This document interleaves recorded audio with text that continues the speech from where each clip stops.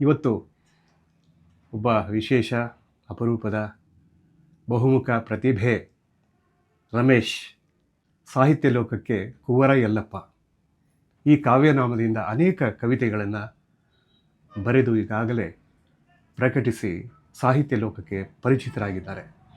ಏನು ಇವರ ದೊಡ್ಡಪ್ಪನವರಾದಂತಹ ಪತ್ತೇದಾರಿ ಕಾದಂಬರಿಗಳ ಜನಕ ಎನ್ ನರಸಿಂಹಯ್ಯನವರು ಅವರ ಆಶೀರ್ವಾದ ಸದಾ ಇವ್ರ ಮೇಲೆ ಇದ್ದೇ ಇದೆ. ಹಾಗಾಗಿ ಅವರ ಪ್ರಭಾವದಿಂದ ಮತ್ತು ಇವರ ಕುಟುಂಬದ ಹಿನ್ನೆಲೆ ಏನಿದೆ, ಒಂಥರ ಸಾಂಸ್ಕೃತಿಕ ಹಿನ್ನೆಲೆ, ಲಾವಣಿ ಪದಗಳನ್ನು ಕಟ್ಟಿ ಹಾಡುವಂತಹ ಕಲೆ ಇವರಲ್ಲಿ ಕರಗತವಾಗಿದೆ, ರಕ್ತಗತವಾಗಿದೆ. ಅಂತಹ ಒಂದು ಕುಟುಂಬದಿಂದ ಬಂದಂತಹ ಕುವರ ಯಲ್ಲಪ್ಪ ಅವರು ತಮ್ಮ ಸಾಹಿತ್ಯ ಕೃಷಿಯಲ್ಲಿ ಹೆಚ್ಚು ಹೆಚ್ಚು ಹೆಜ್ಜೆಗಳನ್ನು ಇರಿಸಿದ್ದಾರೆ. ಮಾತಾಡುವ ರೀತಿ, ನಡೆದುಕೊಳ್ಳುವ ರೀತಿ, ಬರವಣಿಗೆ ಇವೆಲ್ಲವೂ ಕೂಡ ಹೆಚ್ಚು ನನಗೆ ಮನಸ್ಸಿಗೆ ಇಷ್ಟವಾಯಿತು. ಅವತ್ತಿಂದಲೇ ಈ ಹುಡುಗ ಏನೋ ಒಂದು ಆಗ್ತಾನೆ ಅಂತ ನನಗೆ ಚೆನ್ನಾಗಿ ಗೊತ್ತಿತ್ತು. ಒಳ್ಳೆಯ ಬೆಳವಣಿಗೆ ಇದು.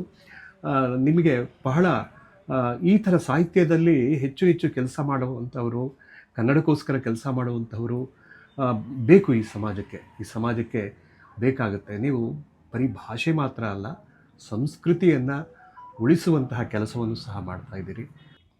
ನನಗೆ ನನ್ನ ಕುಟುಂಬದಲ್ಲೇ ಒಂದು ರೀತಿಯ ಎಲ್ಲರೂ ಸಹ ಸಾಹಿತ್ಯವನ್ನು, ಗೀತೆಗಳನ್ನ ರಚನೆ ಮಾಡಿ ಬರೆಯುವಂಥದ್ದು, ಹಾಡುವಂಥದ್ದು, ಆ ಒಂದು ವಾತಾವರಣ ಮತ್ತು ದಿನ ಭಜನೆಗೆ ಮಾಡುವಂಥದ್ದು. ಪಕ್ಕದಲ್ಲೇ ನಮ್ಮ ಸೋದರ ಮಾವ ಅವರು ಲಾವಣಿ ವಿದ್ವಾನ್ ಪಿ ನಾಗರಾಜಪ್ಪನವರು ಸಂಜೆ ಆದರೆ ಲಾವಣಿಗಳನ್ನ ಆಡ್ತಾಯಿದ್ರು ಕಡ ನುಡಿಸ್ಕೊಂಡು.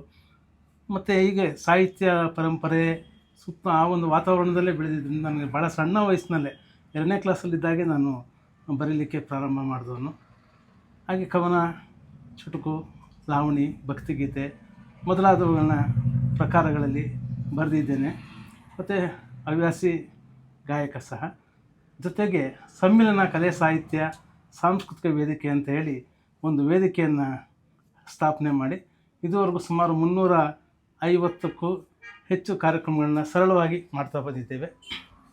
ಕವಿಗೋಷ್ಠಿ, ಗೀತಗಾಯನ, ಜೊತೆಗೆ ಪ್ರತಿ ತಿಂಗಳು ಕಲಾವಿದರು, ಕವಿಗಳನ್ನ ಒಬ್ಬರು ಇಬ್ಬರನ್ನ ಗೌರವಿಸುವಂಥ ಒಂದು ಸತ್ಕಾರವನ್ನು ಮಾಡ್ಕೊಂಡು ಬಂದಿದ್ದೇವೆ.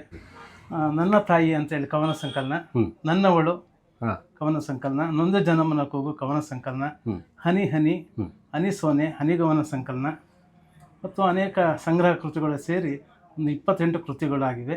ಇದು ಸಮ್ಮಿಲನ ಕಲೆ ಸಾಹಿತ್ಯ ಸಾಂಸ್ಕೃತಿಕ ವೇದಿಕೆಯಿಂದ 300 ಕಾರ್ಯಕ್ರಮ ಆದಾಗ ನೆನಪಿಗೆ ಏನು ಸಮ್ಮಿಲನದಿಂದ ಯಾರ್ಯಾರಿಗೆ ಗೌರವಿಸಿರ್ತೀವಿ ಅವರೆಲ್ಲರನ್ನ ಒಂದು ಕಡೆ ದಾಖಲೆ ಮಾಡಬೇಕು ಅಂತೇಳಿ ಆ ಒಂದು ಸಣ್ಣ ಪ್ರಯತ್ನವನ್ನು ಮಾಡಿದ್ದೇವೆ.